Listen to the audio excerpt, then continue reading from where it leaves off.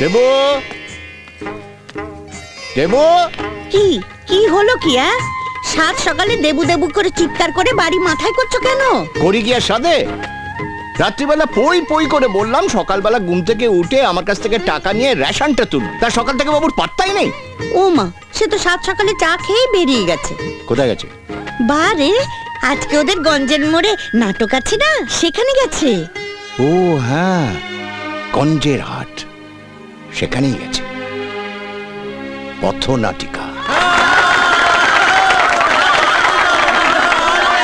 শোনো শোনো শোনো শোনো শোনো সব গ্রামবাসী, আমি হচ্ছি নেতা, তাই আমি নীতি বিক্রি করব, চেতনা বিক্রি করব, চৈত্রের সেলের দেশকে বিক্রি করব। নেতাজি, হ্যাঁ আপনি দেশ বিক্রি করবেন? সেক্রেটারি স্যার, আমার মতো নেতার কাছে দেশ হচ্ছে সম্পত্তি, তাকে আমি বিক্রি করব, কিসের এত আপত্তি?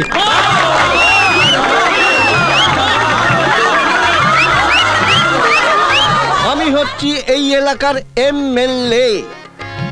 ডাক্তার আনার প্রতিশ্রুতি দিয়ে মানুষ মরে গেলে দাদা, ভোটের আগে আপনি বলেছিলেন খাল কেটে জল এনে দেবেন, সেই জলে আমরা চাষ করব, কিন্তু খাল কাটা হয়নি, তাই আমরা চাষও করতে পারিনি, আমরা হাত পেটা খেয়ে রয়েছি। চাপ! তুই শুনিস নে, বেশি খাওয়া ভালো নয়, বেশি খেলে মেদ হয়। আরে এটা তো খুব ভালো কথা।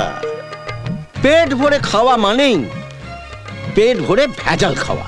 ভেজাল খেলি পেট জ্বালা, বুক জ্বালা, অম্বল, লিভারের গন্ডগোল।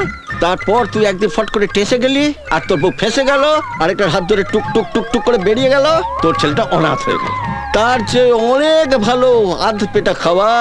সেই জন্যই তোকে এই উপদেশ দেওয়া।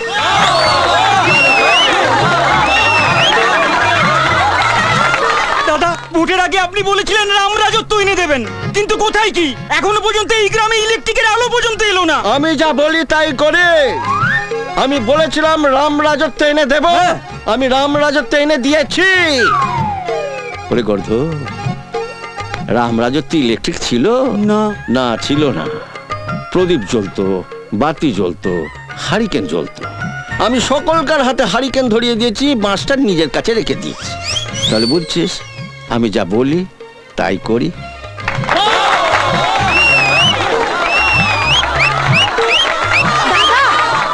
রাস্তাঘাটের অবস্থা খুব খারাপ। রাস্তায় এত বড় বড় গর্ত, ভাঙা রাস্তা। ওই কালকে মনোজের বউকে হাসপাতালে নিয়ে যাচ্ছিল, তা ওই রাস্তাতেই বাচ্চা হয়ে গেছে। এ তো খুব ভালো খবর। ওহো, এ তো খুব ভালো খবর। হাসপাতালে যেতে হলো না। হাসপাতালে গেলে কত খরচ বলো তো। আরে রাস্তা সারানোর টাকা কি আমার কাছে নেই? আমার পকেটে রাখা আছে, ইচ্ছে করেই সারাচ্ছি না, বুঝলে? স্যার, বন্যার জলে আমার স্বামী সংসার সব ভেসে গেছে, আপনি আমাদের জন্য কিছু একটা করুন। হ্যাঁ স্যার, বন্যার জলের কিছু একটা ব্যবস্থা করুন। আরে বন্যার কথা ভাবলে আমার বুক দুধ করে। আমি কি ভাবিনি? আমি ভেবেছি আর কেঁদেছি, কেঁদেছি আর ভেবেছি। তাই তো আমি 25টা বালতির অর্ডার দিয়েছি। বন্যার জল তোলো আর ফেলো, তোলো আর ফেলো, তোলো আর ফেলো। দাঁড়ান!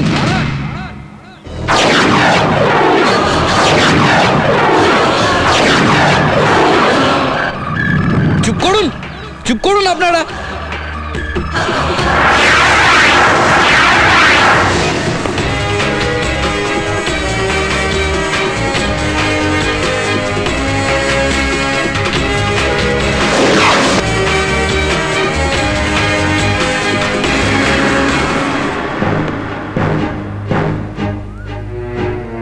কেন হাসছো তোমরা? কিসের জন্য হাসছো?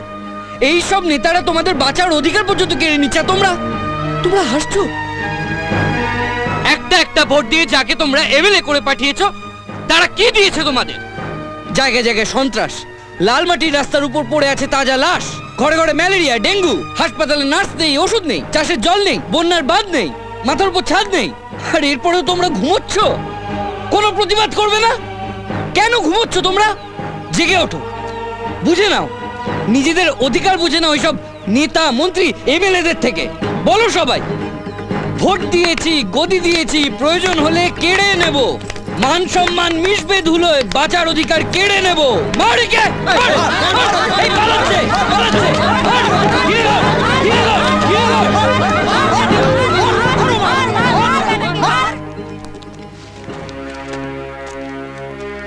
আজ আমরা বিদ্রোহী, ক্ষমতা থাকলে সামলা, নতুন সূর্য দিচ্ছে দেখা, বলো জয় বাংলা।